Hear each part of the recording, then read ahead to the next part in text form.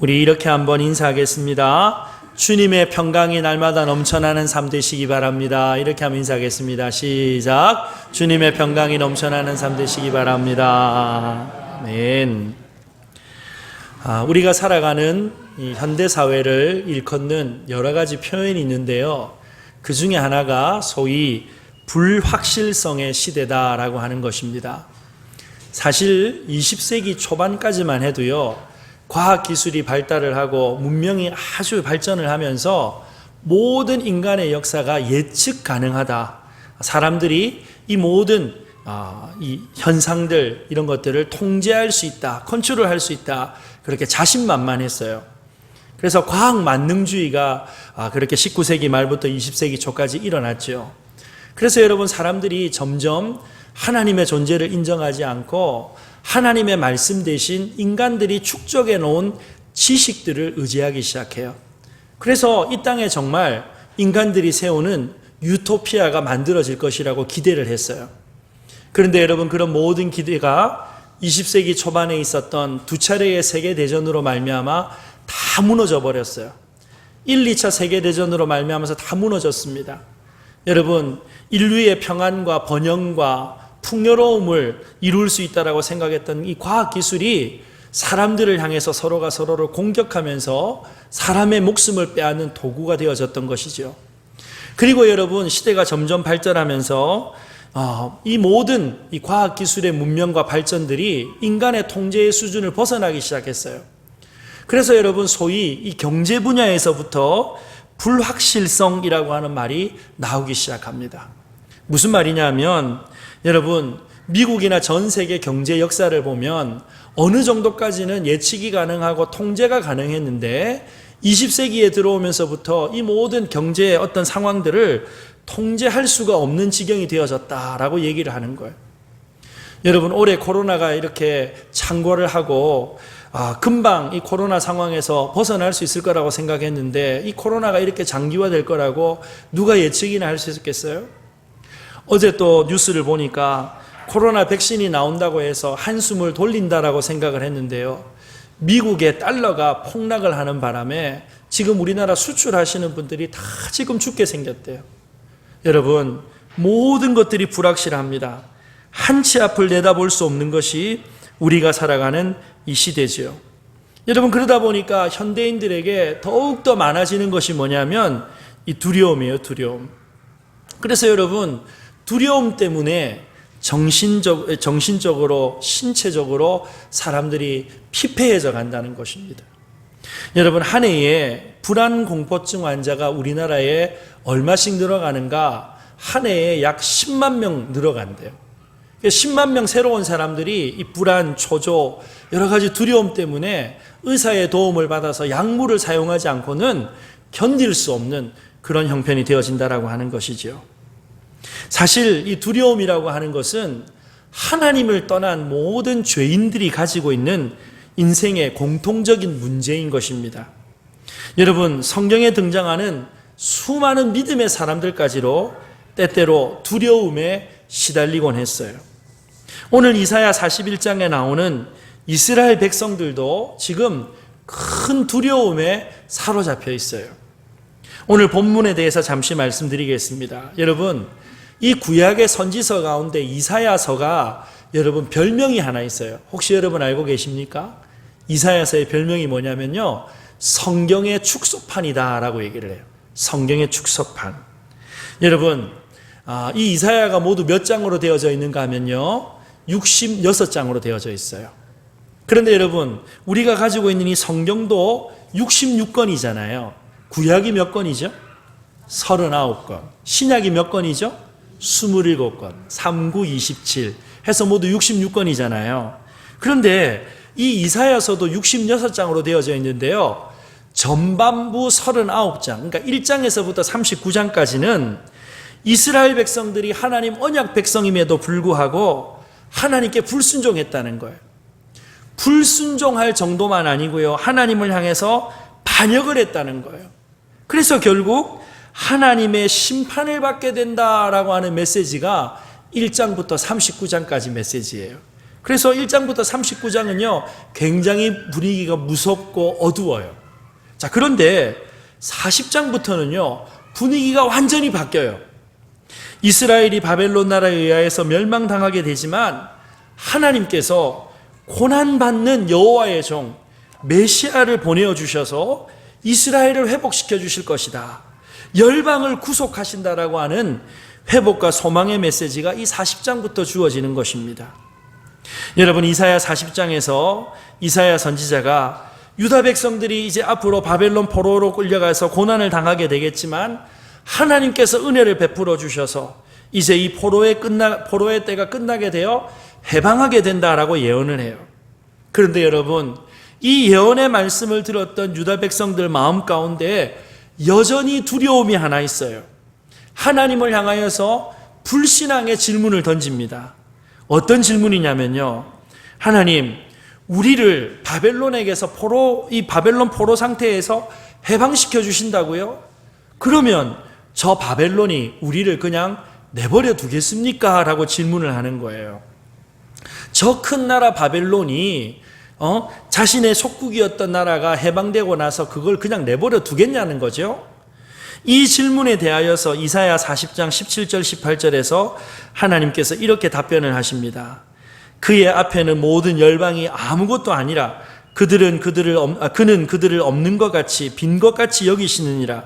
그런즉 너희가 하나님을 누구와 같다 하겠으며 무슨 형상을 그에게 비기겠는가? 여러분, 무슨 말입니까? 하나님 앞에서 모든 열방이 아무것도 아니라는 거예요. 헛것과 같다는 거예요. 빈 것과 같다는 거예요. 이 바벨론의 어떤 신들도 하나님과 상대가 되지 않으니 걱정하지 말라는 거죠. 그런데 여러분, 이러한 답변을 하나님께서 이사야 선지자 통해서 주셨음에도 불구하고 유다 백성들 마음 가운데 두려움이 사라지지 않아요. 그래서 하나님을 향하여서 또 한 번 더 질문을 합니다.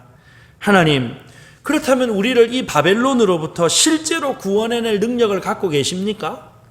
능력이 없는데 그저 귀에 듣기 좋은 말씀만 하시는 것 아닙니까? 하나님께 정말 그런 능력이 있습니까? 라고 질문을 해요. 이 질문에 대해서 이사야 40장 26절에서 하나님께서 이렇게 답변을 하십니다. 우리 한 목소리로 함께 읽어보겠습니다. 시작. 너희는 눈을 높이 들어 누가 이 모든 것을 창조하였나 보라. 주께서는 수요대로 만상을 이끌어내시고 각각 그 이름을 부르시나니 그의 권세가 크고 그의 능력이 강함으로 하나도 빠짐이 없느니라. 여러분, 무슨 말씀입니까? 이 모든 세계를 누가 창조했느냐? 나 여호와가 창조했다는 거예요. 뿐만 아니고 하나님께서 창조하신 것들을 보존하시고 붙들고 계시는 분이 하나님이라는 거예요. 그래서 이러한 전능하신 하나님께서 유다 백성들 바벨론에서 구해내는 것 식은 죽먹기라는 거예요. 못하실 수가 없다는 거예요. 자, 여러분, 이쯤 하면 유다 백성들이 아멘 믿습니다 하면 얼마나 좋겠어요. 그런데 유다 백성들 마음 가운데 믿음이 생기질 않는 거예요. 그래서 또 한 번 질문을 해요. 하나님, 그렇다면 우리를 이 바벨론으로부터 구출해 내실 때 구체적으로 어떤 방법으로 구출해 내실 것인지 실행 방법도 좀 알려주십시오 라고 요구를 해요. 여러분, 참 이스라엘 이 유다 백성도 어지간하다, 그죠? 그런데 여러분, 하나님은 더 대단하세요. 이 믿음 없는 불신앙의 질문에 대해서 하나님께서 구체적으로 답변을 하십니다. 그 하나님의 대답이 이사야 41장 2절의 말씀이에요. 이사야 41장 2절 우리 한 목소리로 함께 읽겠습니다. 시작. 누가 동방에서 사람을 일깨워서 공의로 그를 불러 자기 발 앞에 이르게 하였느냐? 열국을 그의 앞에 넘겨주며 그가 왕들을 다스리게 하되 그들이 그의 칼에 티끌 같게 그의 활에 불리는 초계 같게 하겠다. 자, 여러분, 여기 보니까 하나님께서 동방에서 사람 하나를 일깨워서 그를 불러 세우시겠다는 거예요. 여러분, 하나님께서 동방에서 불러 일으켜 세우는 이 사람이 도대체 누굴까요? 이 사람의 정체가 이사야 44장 28절에 나타나는데요. 이 바벨론 나라를 멸망시키고 세워진 바사 페르시아 나라의 왕이었던 고레스라고 하는 사람이라는 거예요.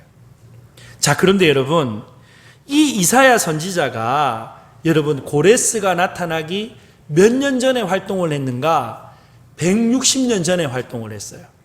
그런데 하나님께서 이 이사야 선지자에게 이 고레스가 아직 존재하지도 않았는데 이 바벨론을 멸망시키는 고레스라고 하는 이 사람의 구체적인 실명까지 거론하면서 내가 고레스라고 하는 왕을 하나 세워가지고 이스라엘 나라 유다 백성을 해방시킬 것이다 라고 약속해 주신 거예요. 이사야 44장 28절에 고레스에 대하여는 이르기를 내 목자라 그가 나의 모든 기쁨을 성취하리라 하며 예루살렘에 대하여는 이르기를 중건되리라 하며 성전에 대하여는 내 기초가 놓여지리라 하는 자니라 라고 말씀을 해요. 여러분, 유다를 포로 삼고 괴롭혔던 원수 바벨론이 이사야 선지자의 예언대로 여러분 주전 539년 페르시아의 왕 고레스에 의하여서 망하고 만다는 거죠. 바벨론을 멸망시키고 나서 이 고레스 왕이 법을 하나 세워서 칙령을 선포합니다. 어떤 법입니까? 이 이방에서 다 끌려온 이방 나라 포로들은 이제 자기 나라로 돌아가라는 거예요. 자기 나라로 돌아가라는 거예요. 여러분, 이 칙령 때문에 바벨론의 포로로 잡혀왔던 유다 백성들이요 가나안 땅으로 돌아갈 수 있었던 것이죠. 그런데 여러분, 이 페르시아 왕 고레스를 누가 세우신다는 거예요? 하나님께서 세우신다는 거예요. 하나님께서. 여러분, 유다 백성들이 지금 여전히 두려움에 떨고 있는 이 바벨론이라고 하는 나라를 하나님께서 고레스를 통하여서 징벌하시겠다. 그리고 이 포로된 이스라엘 백성들을 구원해내시겠다. 구체적인 계획을 160년 뒤에 일어날 일인데 이 구체적인 계획을 하나님께서 이스라엘 백성들에게 알려주신 거예요. 여러분, 요즘에 유명한 우리나라 영화 가운데 보면 유명한 대사가 너에게는 다 계획이 있구나라고 하는 그런 대사가 있다고 하는데요. 하나님께는 계획이 다 있는 줄로 믿으시기를 바랍니다. 여러분, 역사를 주관하시는 분이 누구십니까? 여러분, 미국 대통령이 역사를 주관하는 거 아니에요.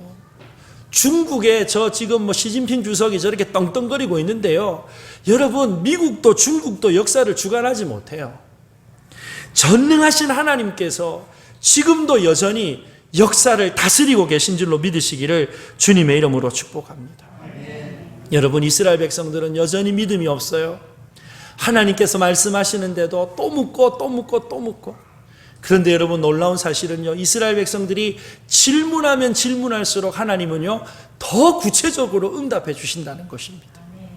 사랑하는 여러분, 이처럼 구체적으로 응답하신 하나님께서 이제 겁에 질려 있는 두려움 많은 유다 백성들을 향하여서 권면의 말씀을 주시는데 계속 반복하여서 두려워하지 말라라고 말씀하세요. 두려워하지 말라. 10절 말씀에 두려워하지 말라 내가 너와 함께 하겠다. 13절 말씀에 두려워 말라 내가 너를 도와주겠다. 14절 말씀에 지렁이 같은 너희 야곱아 너희 이스라엘 사람들아 두려워하지 말라. 하나님께서 다 알고 계신다는 거예요. 하나님께서 다 계획을 가지고 계신다는 거예요. 그러니까 두려워하지 말라라고 말씀하시는 거죠. 사랑하는 여러분, 오늘 저와 여러분의 마음에는 어떤 두려움이 있습니까? 자, 한 해를 마무리하고 새로운 한 해 맞이할 준비를 해야 되는데 우리 모두가 여러분, 이 젊은 사람들 말로 멘붕에 빠져버린 것 같아요.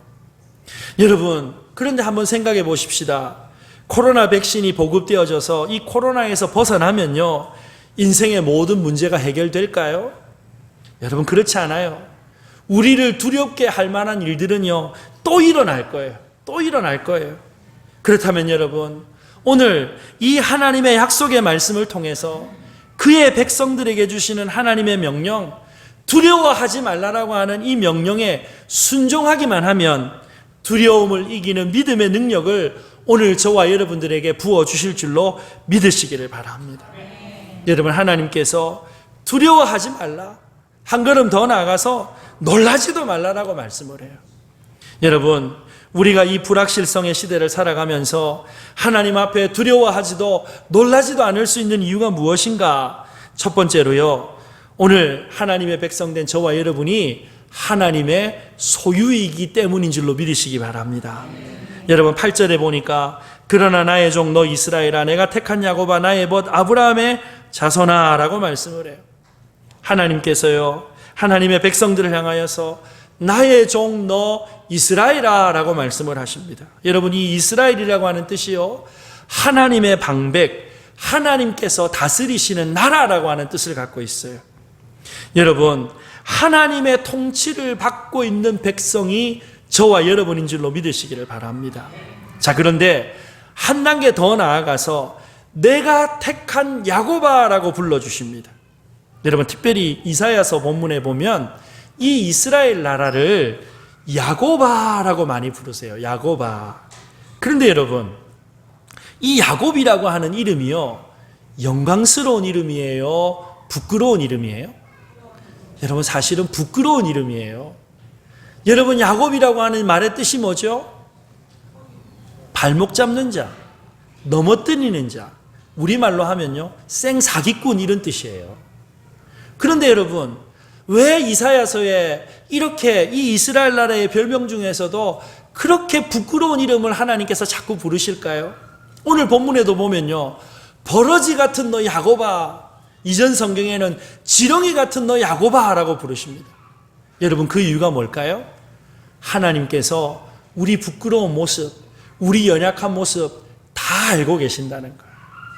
그런데 여러분, 우리 부끄러운 모습, 우리 연약한 모습 다 알고 계시는데요, 하나님께서 이 부끄럽고 연약한 이스라엘을, 지렁이 같고 벌레와 같은 야곱을 하나님의 소유 백성 삼아 주신 줄로 믿으시기를 바랍니다. 여러분, 한번 생각해 보세요. 우리가 가게 가서 물건을 사도요, 이왕이면 좀 더 이쁜 거, 흠 없는 거, 깨끗한 거 사려고 하잖아요. 그게 사람의 본 마음이에요. 그런데 하나님은요, 이 성경에 보니까 하나님은요, 흠이 있는 사람, 연약한 사람, 자격 없는 사람을 하나님 더 사랑하시더라는 거예요.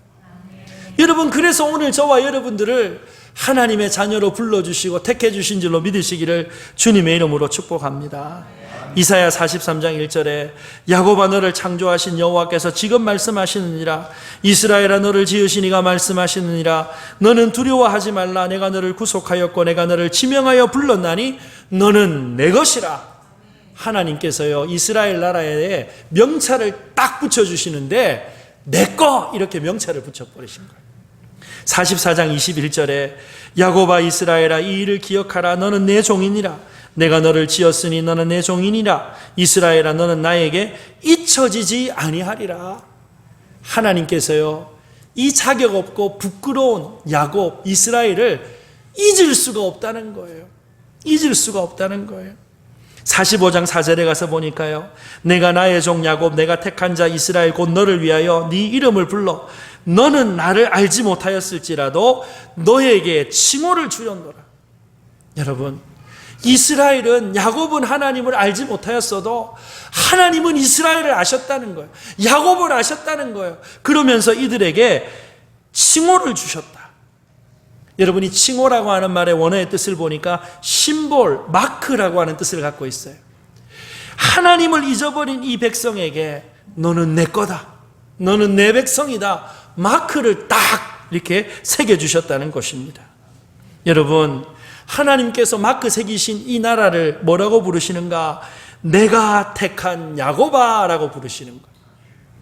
여러분, 41장 8절 말씀을 우리 한 목소리로 한번 읽어볼까요? 41장 8절 시작. 그러나 나의 종 너 이스라엘아, 내가 택한 야곱아, 나의 벗 아브라함의 자손아. 여러분, 여기 보니까요, 버러지 같은 이스라엘, 버러지 같은 야곱, 자격 없는 이 야곱을요, 하나님께서 이제는 한 걸음 더 나가서 뭐라고 불러주시는가? 나의 벗이라, 나의 친구다라고 불러주십니다. 여러분, 도대체 우리가 무언데, 무슨 자격이 있어서 하나님께서 우리를 향해서 친구라고 불러주시냐는 것입니다. 여러분, 오늘 저와 여러분에게는 어떤 친구들이 있습니까? 여러분, 우리 핸드폰에 보면요, 수많은 사람들의 연락처가 있어요.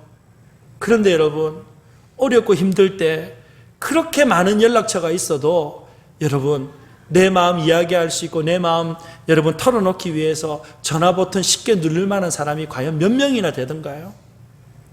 나는 친구라고 생각했는데요, 그 사람은 거래 관계이기 때문에 나하고 친한 척했을 뿐이에요. 예?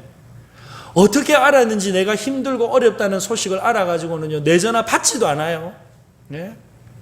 여러분, 그지 우리가 살아가는 시대가 이렇게 여러분 정말 얼음장같이 차갑고 냉혹한 시대를 우리가 살아가고 있잖아요. 여러분, 그런데 하나님께서는요, 저와 여러분을 친구라고 불러주십니다. 친구. 여러분, 찬송가 442장에 보면 밤 깊도록 동산 안에 주와 함께 있으려 하나 괴로운 세상에 할 일 많아서 날 가라 명하신다. 주가 나와 동행을 하면서, 그 다음 뭐죠? 나를 친구 삼으셨네. 우리 서로 받은 그 기쁨은 알 사람이 없도다. 할렐루야. 여러분, 하나님 우리를 친구 삼아 주셨기 때문에 이 기쁨을 알 사람이 없다는 거예요. 하나님께서 친구라고 불러주신 하나님의 백성들만이 이 하늘의 기쁨을 누리게 되는 줄로 믿으시기를 바랍니다. 여러분, 하나님께서 저와 여러분을 하나님 소유 삼아 주셨어요. 하나님 손에 있는 것을 누가 빼앗아 갈 수 있겠습니까? 여러분, 시편 24편 1절에 땅과 거기에 충만한 것과 세계와 그 가운데 사는 자들은 다 여호와의 것이로다. 여러분, 모든 것이 여호와의 것인데 그 중에 특별히 저와 여러분들은 하나님의 백성, 하나님의 자녀 삼아 주신 줄로 믿으시기를 바랍니다. 여러분, 더 감사한 것은요, 9절 말씀 다시 보면 우리가 어떻게 해서 하나님의 것이 되었는가 같이 읽어봅시다. 내가 땅끝에서부터 너를 붙들며 땅 모퉁이에서부터 너를 부르고 내게 이르기를 너는 나의 종이라. 내가 너를 택하고 싫어하여 버리지 아니하였도다. 여러분, 여기 보니까요, 하나님께서 우리를 싫어해서 버리지 않는다라고 말씀하십니다. 여러분, 사람들은요, 쓰다가 실증나면 버려요. 인간관계도요, 나한테 별로 도움이 안 된다 그러면은요, 관계 단절해요. 그런데 여러분, 하나님께서요, 우리를 땅 끝에서부터 부르셨대요. 땅 모퉁이에서부터 우리를 찾으셨대요. 여러분, 부르시고 찾아내셔서 우리를 불러주셨다는 거예요. 그래서 우리를 기억하신다는 거예요. 버리지 않으신다는 거예요. 시편 139편 8절에서 10절 말씀, 내가 하늘에 올라갈지라도 거기 계시며 스월에 내 자리를 펼지라도 거기 계시나이다. 내가 새벽 날개를 치며 바다 끝에 가서 거주할지라도 거기서도 주의 손이 나를 인도하시며 주의 오른손이 나를 붙드시리이다. 여러분, 우리가 하나님 싫다고 도망간다 할지라도 하나님의 능력의 손은 우리를 끝까지 추적해서 오는 줄로 믿으시기를 바랍니다. 여러분, 사람들은 나를 잊어버리고 나를 버릴 수 있어요. 세상은 나를 버릴 수 있어요. 그런데 끝까지 찾고 찾아내셔서 붙들어 주시는 분이 저와 여러분이 믿는 하나님이신 줄로 믿으시기를 주님의 이름으로 축복합니다. 여러분, 분명히 말씀하셨어요. 내가 너를 택하고 싫어하여 버리지 아니한다. 여러분, 더럽다고 내치지 않는다는 거예요. 실수했다고 모른다 하시지 않는다는 거예요. 갈아치우시지도 않으시겠다는 거예요. 그분이 바로 우리가 아버지라고 부르는 하늘의 하나님이신 줄로 믿으시기를 주님의 이름으로 축복합니다. 보기 싫은데 어쩔 수 없이 그냥 내 거 삼았으니까 의리라도 지켜야 돼서 내가 너를 붙들어 주겠다, 그거 아닙니다. 여러분, 스바냐서 3장 17절 말씀 보니까요, 너의 하나님 여호와가 너의 가운데 계시니 그는 구원을 베푸실 전능자이시라. 그가 너로 말미암아 기쁨을 이기지 못하시며 너를 잠잠히 사랑하시며 너로 말미암아 즐거이 부르며 기뻐하시리라.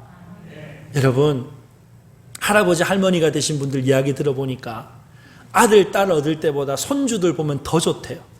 더 기쁘대요. 그냥 보기만 해도 좋대요. 보기만 해도 이쁘대요. 할매 냄새나 싫어, 그래도 좋대요. 그래도 좋대요. 예? 여러분, 그런데요, 그 할아버지 할머니의 마음보다 더 풍성한 사랑이 우리 아버지 하나님의 사랑이에요. 스바냐 3장 17절에요. 그가 너로 말미암아 기쁨을 이기지 못하시며, 아이고 저거 어쩌고 저거 좋아서 어쩌고 저거 이뻐서 좋아서 어쩌고, 하나님께서 우리 보시면서 그렇게 기뻐하신다는 거예요. 여러분, 하나님께서 우리만 보시면은 기쁘시다는 건데 왜 우리가 두려워해야 되겠습니까? 사랑하는 여러분, 두려움은 더 이상 우리의 문제가 되지 않습니다. 왜냐하면 하나님께서 저와 여러분을 하나님의 소유 삼아 주셨기 때문인 줄로 믿으시기를 바랍니다. 또 하나 우리가 두려워하지 않고 담대할 수 있는 이유는요, 하나님께서 그의 백성된 우리와 함께 하시기 때문인 줄로 믿으시기를 바랍니다. 10절 말씀, 두려워하지 말라, 내가 너와 함께함이라. 놀라지 말라, 나는 내 하나님이 됨이라.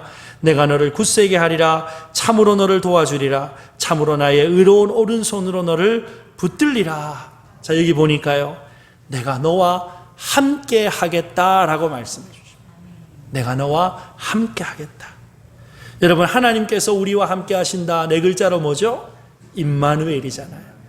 하나님께서 오늘 그의 백성 삼으신 저와 여러분을 처소 삼으셔서 오늘 저와 여러분과 함께 하는 줄로 믿으시기를 바랍니다.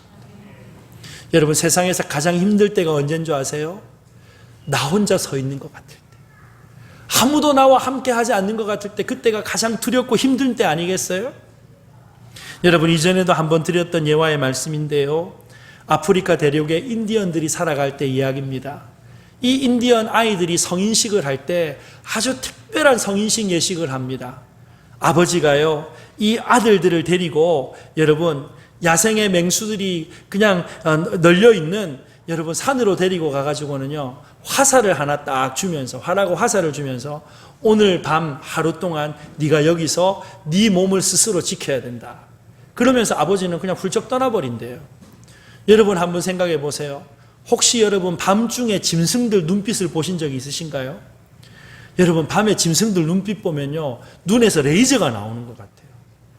여러분, 조그마한 여러분 모닥불 하나 피워놓고 얼마나 밤새 두려워가지고 이 아이가 벌벌벌 떨고 있었겠어요. 그런데 새벽에 해가 뜨기 직전에 여명이 싹 밝아오면서 이 아이가 깜짝 놀래요. 조금 떨어진 곳에 바위 뒤에 자기 아버지가 화살을 탁 손에 쥐고는 그 아들을 향하여서 눈을 떼지 않고 아들을 주목하고 있었던 모습을 바라보게 된 거예요. 밤새도록 이 아들은 혼자인 줄 알았어요.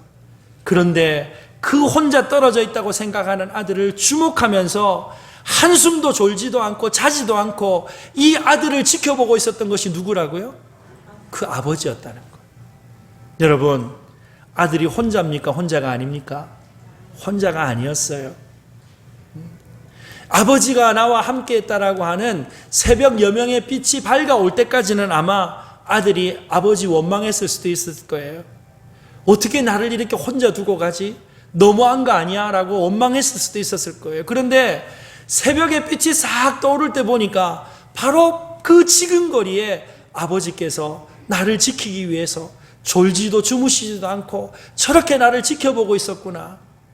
여러분, 하나님께서 저와 여러분을 향해서 그렇게 우리와 함께 하시는 것 아니겠어요? 여러분, 인생의 높은 고난의 파도를 맞이하면요, 육신의 질병을 경험하게 되면요, 물질적인 어려움을 겪게 되면요, 세상 사람들 다 내 주변을 떠난 것 같고 나 혼자인 것 같아요. 철저하게 고독해요. 그런데 그 어둠의 터널을 조금 지나고 나서 보니까, 아, 하나님 아버지가 거기 함께 계셨구나. 하나님이 함께 하셔서 견딜 수 있게 하셨구나. 하나님께서 함께 하셔서 주변의 악한 세력이 나를 틈타지 못했구나. 깨닫게 되는 줄로 믿으시기를 바랍니다. 여러분, 이사야 7장 14절에 보니까요, 하나님께서 그의 백성과 영원히 함께 하신다라고 하는 징표를 하나 보여주시는데 이런 약속을 주십니다. 이사야 7장 14절, 그러므로 주께서 친히 징조를 너희에게 주실 것이라. 보라, 처녀가 잉태하여 아들을 낳을 것이요 그의 이름을 임마누엘이라 하리라. 여러분, 하나님께서 우리와 함께 하시기 위하여서 자신의 아들을 인간의 몸을 입고 우리 가운데 내어보내주신 사건, 바로 그것이 여러분 성탄절의 스토리 아니겠어요? 여러분, 주님께서 공생의 기간도요, 연약한 인생들, 죄인들과 늘 함께 하셨어요. 그리고 부활하신 주님께서 승천하시기 전에도 여러분 임마누엘의 약속을 해주십니다. 마태복음 28장 20절 우리 한 목소리로 함께 읽습니다. 시작. 내가 너희에게 분부한 모든 것을 가르쳐 지키게 하라. 볼지어다 내가 세상 끝날까지 너희와 항상 함께 있으리라. 아멘. 여러분, 너희와 항상 함께 있으리라 약속하신 주님이 오늘 어디에 계십니까? 하나님의 영이신 성령님을 통하여서, 보혜사 성령을 통하여 우리 가운데 임재하셔서 우리를 성전 삼으셔서 오늘도 저와 여러분과 함께 하시는 줄로 믿으시기를 주님의 이름으로 축복합니다. 임마누엘의 하나님의 소유된 그의 백성이 누릴 수 있는 특권이 무엇입니까? 하나님께서 우리를 성전 삼으셔서 진리의 영, 하나님의 영이신 성령님으로 우리와 함께 해주신다는 것, 이것이 가장 확실한 약속인 줄로 믿으시기를 주님의 이름으로 축복합니다. 하나님께서 우리 속사정을 알고 계시는 거예요. 성령께서 우리 안에 계시니까요, 하나님의 영이신, 진리의 영이신 성령께서 우리 속사정을 아시니 하늘에 계신 하나님도 자연스럽게 아실 수밖에 없는 거예요. 그래서 여러분, 일전에도 말씀드렸지만 저는 기도하다가 기도가 막히면요, 하나님 앞에 이렇게 고백해요.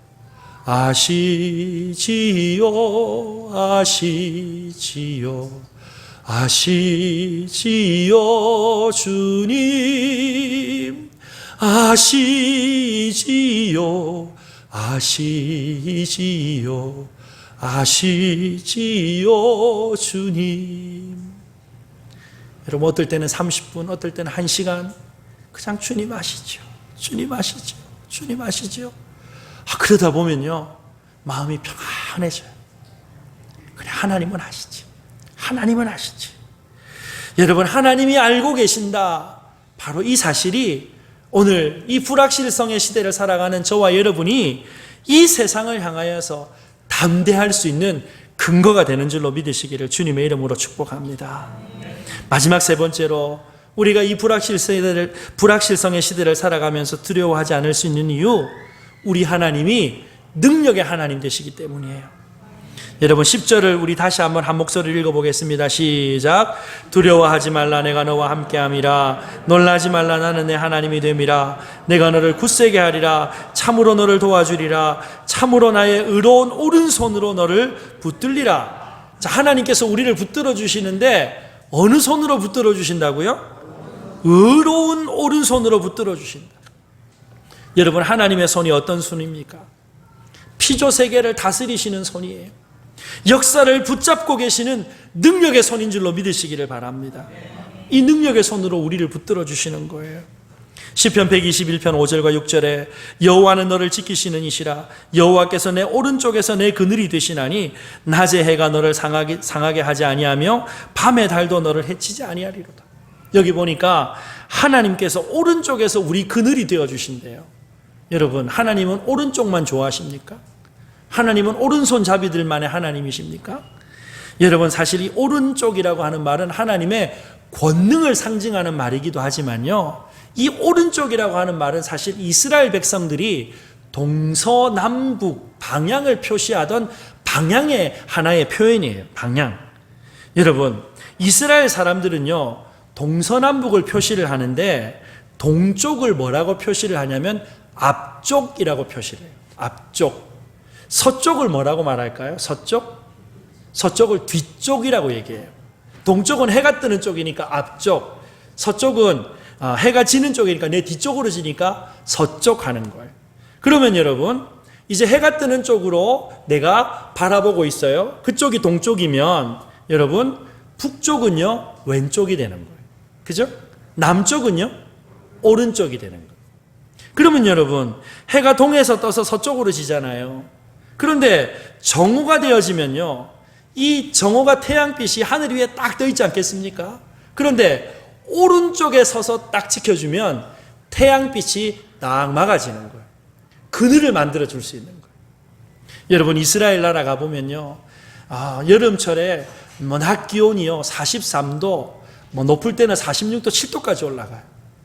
그런데 여러분, 그 뜨거운 태양 아래서요, 그늘 아래만 들어가면요 에어컨 틀어놓은 것보다 더 시원해요. 하나님께서 이스라엘 백성들 그늘이 되어주신다는 거예요. 여러분, 어쩌면 우리가 이 세상을 살아갈 때 광야의 태양보다 더 뜨거운 이 세상의 악한 것들과 세상의 두려움들이 우리에게 다가와요. 그런데 하나님께서 이 말려 죽일 것 같은 위기 가운데 우리의 오른편에 서셔서 그늘이 되어주심으로 저와 여러분들을 살게 하여 주시는 줄로 믿으시기를 주님의 이름으로 축복합니다.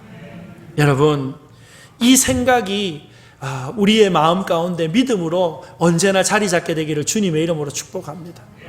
문제는요, 이 두려움이라고 하는 것이 여러분 고래 힘줄보다 질겨가지고요, 우리의 마음에 한번 딱 들러붙으면 잘 떠나지를 않는다는 거예요. 그게 문제예요. 여러분, 인도의 설학 가운데 이런 얘기가 있습니다. 인도는요, 모든 것을 다 신으로 섬기는 나라잖아요. 어떤 마술사가 쥐를 가만히 보니까 쥐가 여러분 누구 앞에서 벌벌 떨까요? 고양이 앞에서 벌벌 떨고 있어요. 이 마술사가 쥐를 보니까 너무 불쌍해요. 그래서 쥐를 불러가지고 소원 하나 들어줄게. 어떤 소원이 있냐? 이 쥐가요, 마술사를 향하여서 마술사님, 나를 고양이로 좀 바꿔주세요. 그러면 내가 두려움이 사라질 것 같아요. 그래서 이 마술사가 쥐가 불쌍해가지고 요리소리 마술이 해가지고는요, 고양이로 딱 변신시켜줬대요. 자, 그런데 여러분, 쥐에서 고양이로 바뀌어가지고 고양이가 두려움이 사라졌을까요? 두려움이 안 사라져요. 이번에는 왜 무서워하냐 그랬더니, 옆에 개 한 마리를 키우고 있는데 이 개 때문에 두려워서 못 살겠다는 거예요. 그래서 마술사가 이왕 바꿔준 거 한 번 더 바꿔주자. 그래서 고양이를 뭘로 바꿔줬을까요? 개로 바꿔줬어요. 개. 여러분, 개로 바꿔주니까 여러분, 이 개가요 담대해졌을까요? 아니요. 또 두려움에 벌벌 떨고 있어요. 왜? 여러분, 주인이 한 번씩 이 개를 데리고 산에 사냥하러 나가는데, 사냥하러 나갈 때마다 누구를 만나야 되냐면 호랑이를 만나야 된다는 거예요. 그래가지고 호랑이 앞에 서게 되면 이 개가 오줌을 찌끔찌끔 싸면서 겁이 나가고 견디지를 못한다는 거예요. 그래서 좋다, 내가 이왕 너 변신시켜줬는데 이번에 호랑이로 내가 바꿔줄게. 호랑이로 딱 바꿔줬어요.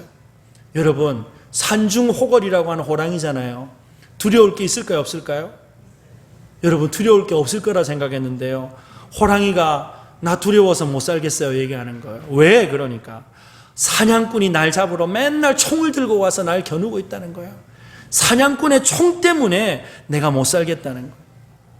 여러분, 우리의 상황이 바뀌고 환경이 바뀐다 하더라도요, 우리의 마음에 있는 두려움, 여러분, 우리 인간 스스로 바꾸지 못해요. 벗어나지 못해요. 두려움 끝이 안 나요. 하나님의 말씀이 아무리 두려워하지 말라라고 말씀하지만 그 말씀대로 우리가 두려워하지 않겠습니다라고 한다고 해서 두려움이 우리 가운데 사라지는 건 아니에요. 그러면 어떻게 해야 이 두려움에서 벗어날 수 있습니까? 하나님께서 우리를 소유 삼아 주셨고, 하나님께서 우리와 함께 하시고, 하나님께서 능력의 하나님 되신다고 하는데, 그 능력의 하나님, 우리를 소유 삼아 주신 하나님, 우리와 함께 하시는 하나님을 경험할 수 있는 방법이 뭐냐는 거예요. 방법이. 이사야 41장 17절 말씀 우리 함께 읽어보도록 하겠습니다. 이사야 41장 17절 함께 읽습니다. 시작. 가련하고 가난한 자가 물을 구하되 물이 없어서 갈증으로 그들의 혀가 마를 때에 나 여호와가 그들에게 응답하겠고 나 이스라엘의 하나님이 그들을 버리지 아니할 것이라. 자, 여기 보니까 가련하고 가난한 자가 무엇을 구해요? 물을 구해요. 물을 구해요. 여러분, 사막에서 목마르면요, 물 하나 구하기 위해서 얼마나 몸부림치하겠어요? 그런데 물을 구해야 된다는 거예요. 물을 구해야 된다. 그러면 여러분, 17절 중반절에 보니까 내가 그들에게 응답하겠다. 자, 여러분, 여기서 물 구한다는 말이요, 수도 배관 연결한다는 얘기입니까? 옹달샘 판다는 얘기입니까? 그게 아니죠. 하나님의 응답을 이루는 방법이 뭐예요? 기도하고 강구하는 거잖아요. 사랑하는 여러분, 하나님께서 우리를 소유 삼아 주셨다. 하나님께서 우리와 함께 하신다. 하나님께서 능력의 하나님 되신다라고 하는 사실을, 머리에 있는 것을 우리의 가슴으로 끄집어 내려가지고 우리의 마음에 있는 모든 두려움들을 다 여러분 던져버릴 수 있게 하시는 능력의 통로가 뭐냐? 바로 하나님을 향하여 구하는 것, 부르짖는 것, 기도인 줄로 믿으시기를 주님의 이름으로 축복합니다. 여러분, 두려움에서 벗어나지 못하는 이유가 무엇입니까? 기도하지 않기 때문이에요. 하나님은 얼마든지 응답해 주실 준비가 되어 있으신데 우리는 늘 두려워서 못하고, 안 돼서 못하고, 이것 때문에 못하고, 저것 때문에 못하고, 계속 못하는 핑계 대면서 기도조차 하지 않고 있으니 어떻게 하나님의 응답을 경험하겠냔 말입니다. 여러분, 기도의 자리를 지키는 저와 여러분들이 되시기를 바랍니다. 여러분, 이왕 기도의 자리를 지키신다면요, 오랫동안 기도하는 기도의 내공 있는 성도들이 되시기를 주님의 이름으로 축복합니다. 그런데 여러분, 오래 기도하지 못한다 할지라도 한마디라도 진심으로 하나님을 의지하여 기도할 때 하나님께서 우리의 기도를 들으시고 응답해 주실 줄로 믿으시기를 주님의 이름으로 축복합니다. 여러분, 어려운 상황에서 우리는 하나님 앞에 인정해야 돼요. 하나님, 나는 가난한 존재입니다. 나는 비참한 존재입니다. 나는 지렁이와 같고 버러지와 같은 능력이 없는 자입니다. 이런 나를 좀 불쌍히 여겨주십시오. 두려움에서 내 스스로 벗어날 수 없습니다. 다윗의 자손 예수여, 나를 불쌍히 여겨주십시오. 나를 긍휼히 여겨주십시오. 하나님 앞에 기도할 때 하나님께서 우리의 기도를 들으시고 마침내 응답하사 내가 너를 버리지 않는다라고 하는 이 약속의 말씀이 우리의 삶 가운데 실제가 되어지는 능력을 베풀어 주실 줄로 믿으시기를 주님의 이름으로 축복합니다.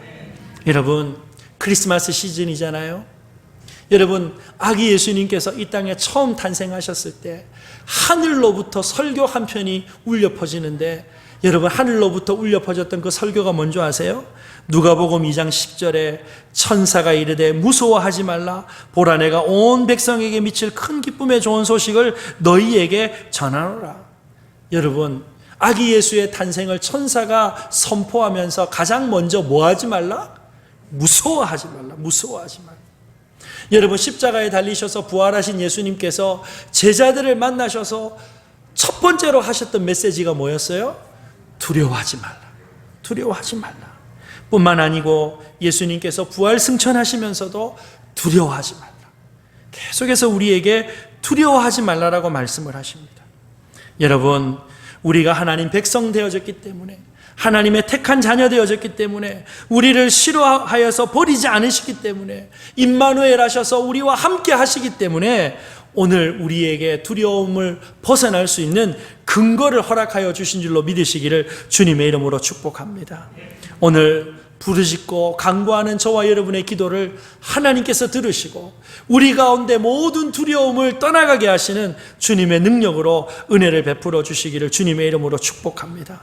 그래서 이 믿음을 의지하여서 우리가 비록 이 불확실성의 시대, 어려운 시대를 살아간다 할지라도, 한치 앞을 내다보지 못하는 두려움 속에 있다 할지라도 모든 두려움들을 극복하고 이겨내고 돌파해 나가는 믿음의 성도들이 다 되시기를 주님의 이름으로 축복합니다. 오늘 말씀을 기억하면서 함께 기도합시다.